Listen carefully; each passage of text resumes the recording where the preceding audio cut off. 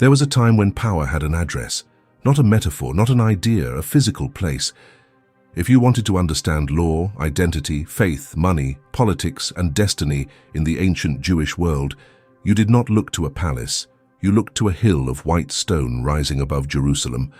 The Second Temple was not simply a religious building, it was the beating heart of an entire civilization. Before we go deeper, pause for a moment and imagine this. A city pulsing with pilgrims, traders, priests, Roman soldiers, political tension, and whispered prophecies. Imagine the smell of burning offerings, the sound of coins clashing, prayers echoing against marble courtyards. If this subject moves you, if history like this deserves to be remembered with clarity and depth, subscribe to the channel, leave a like, and tell me in the comments, was the destruction of the temple inevitable or orchestrated by forces that feared its influence? Now let's walk inside. The Second Temple stood on the Temple Mount in Jerusalem, rebuilt after the Babylonian exile, and later massively expanded under Herod the Great. Herod was not simply beautifying a sacred space. He was consolidating legitimacy. Herod ruled under Roman authority. He needed Jewish loyalty. Rebuilding and enlarging the temple into one of the most magnificent complexes in the ancient world was political genius. White limestone walls, massive retaining stones, courtyards layered with access restrictions. The structure communicated a message without speaking. This is where heaven and authority meet. Spiritually, it was the center of Judaism. The sacrificial system revolved around it. Festivals like Passover drew tens of thousands from across Judea and the diaspora. Faith was not abstract. It required pilgrimage, animals, offerings, ritual purity. The temple made belief visible.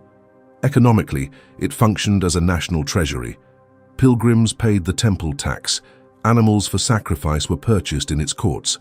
Money had to be exchanged into Tyrian silver, the accepted currency for sacred transactions. This was not random. Centralizing currency exchange ensured control. It ensured flow. It ensured oversight. Some historians argue the temple operated as one of the largest economic engines in the region. Where there is centralized wealth, there is influence. Where there is influence, there is tension. Legally, the temple complex was inseparable from the Sanhedrin, the council of religious and judicial authorities. Interpretations of the law were not merely theological debates.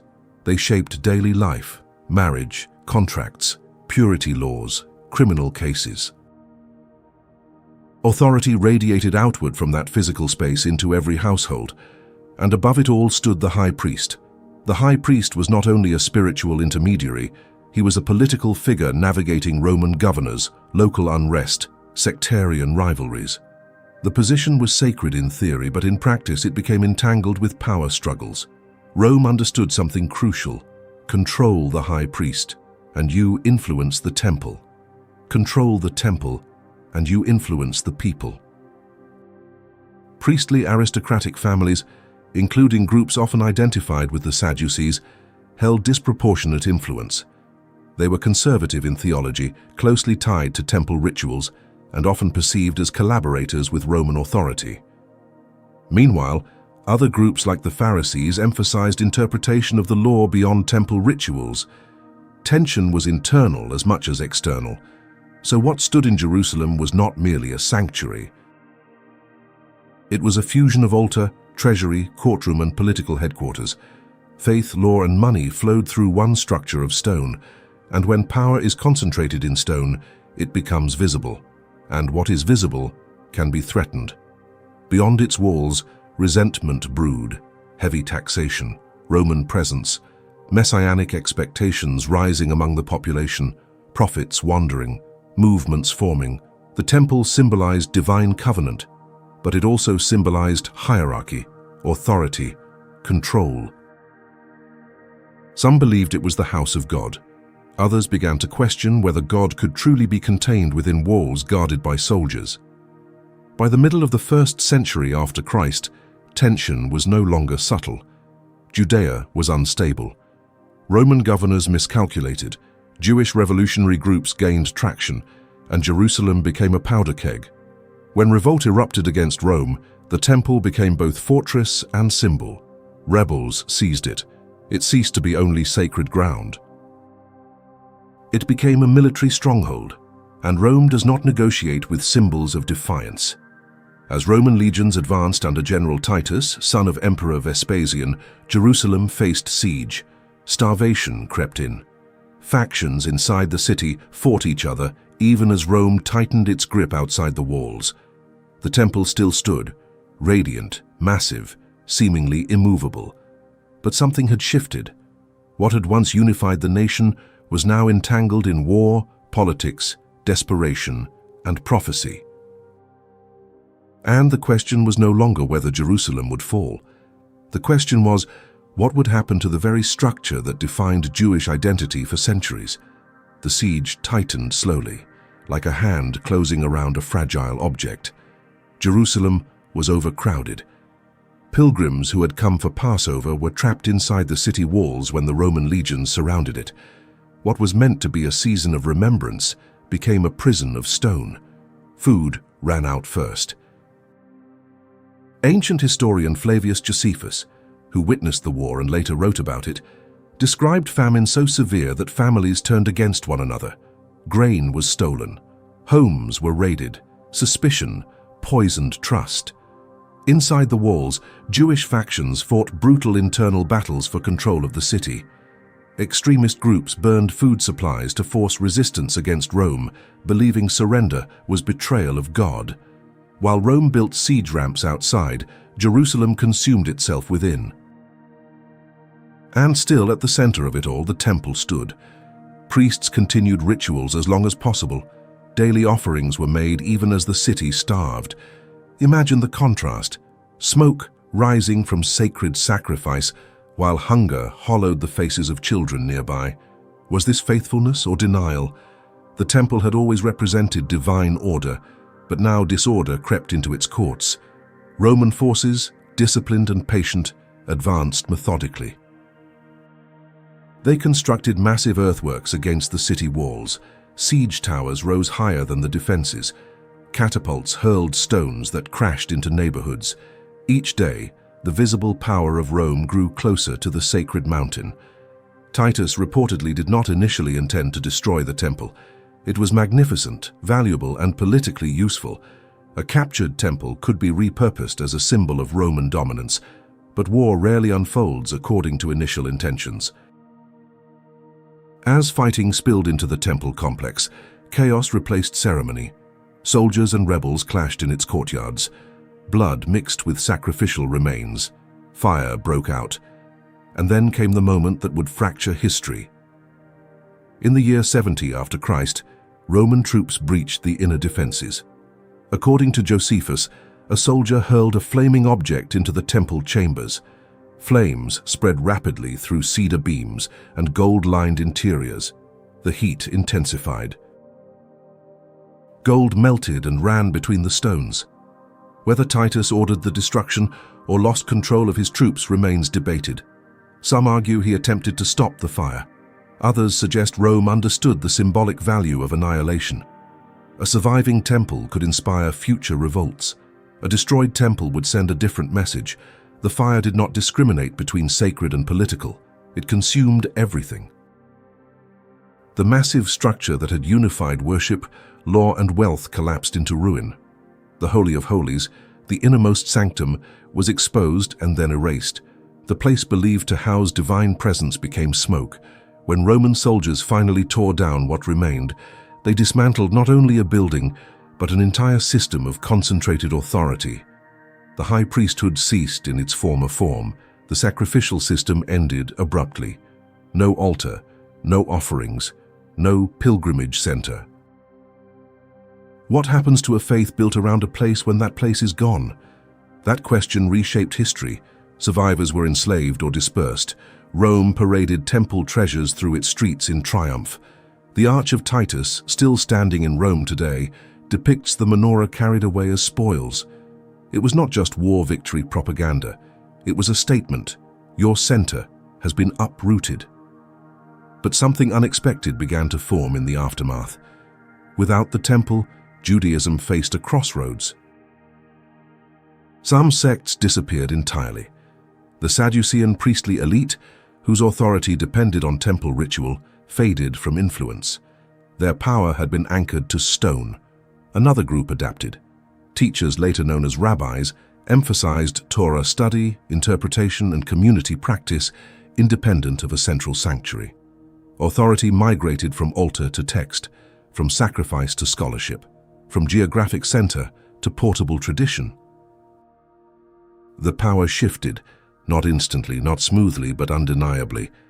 And in parallel, a small movement that had emerged within Judaism decades earlier continued to expand.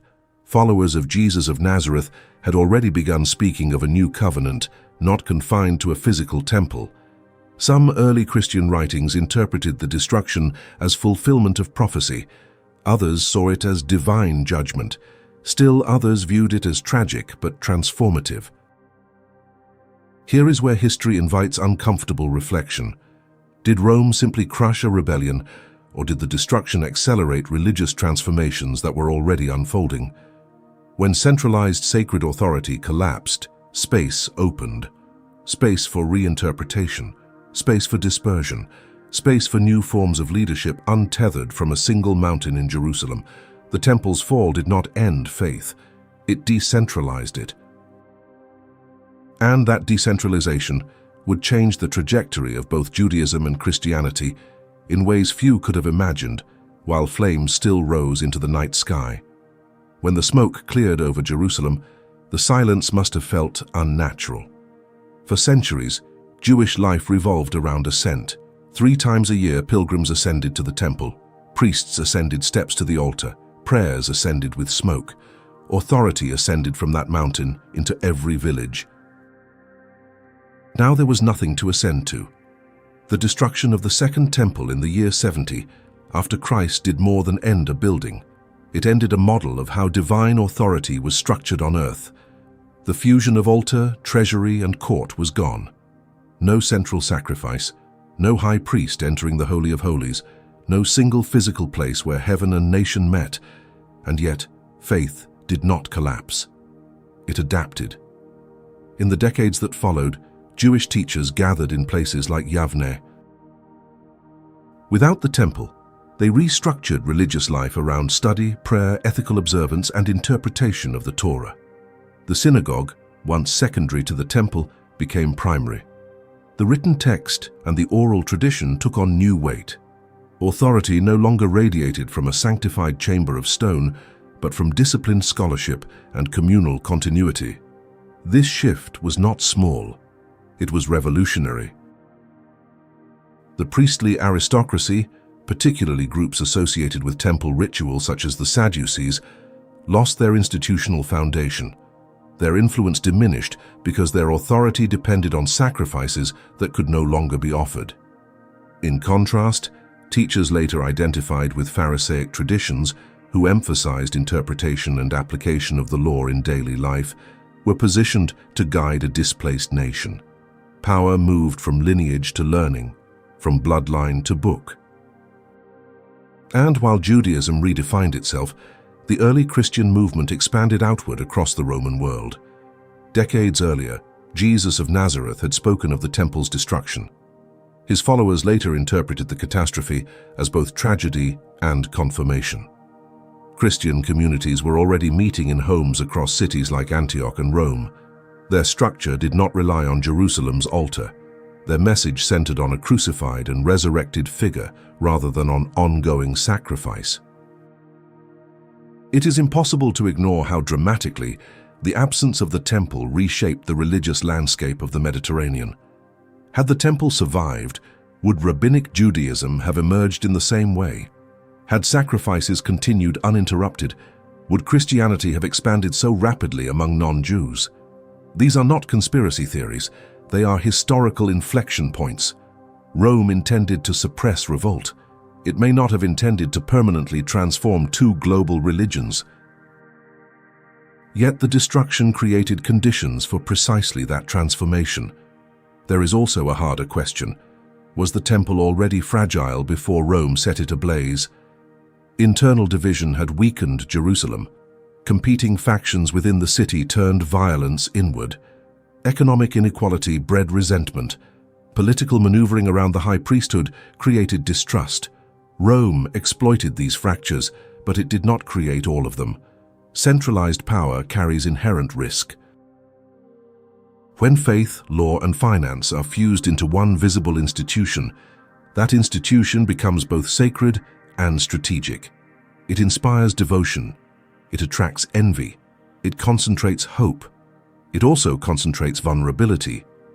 The fall of the Second Temple forced a civilization to answer a profound question. Is divine presence confined to architecture? The response shaped centuries. Judaism endured without a temple for nearly 2,000 years, sustained by text, memory, and practice. Christianity spread across continents without rebuilding Jerusalem's altar. The physical center vanished, but spiritual identity multiplied. And perhaps that is the paradox. The destruction that appeared to end everything became the catalyst for diffusion.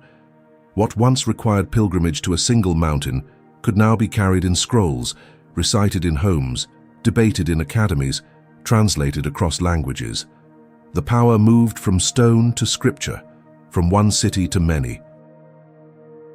The temple's ruins remain, and debates about its meaning continue to echo in theology and politics even today. But history shows something enduring. Institutions fall, structures burn, empires rise and collapse. Ideas, when internalized, travel farther than walls. If this story has reshaped the way you see Jerusalem, authority, or the evolution of faith, share your thoughts below. Do you believe the destruction of the temple was purely the result of war, or did it mark a turning point that was in some sense historically inevitable? History does not give easy answers. It gives moments. And the year 70 after Christ remains one of the most decisive moments in the story of power, faith, and human resilience.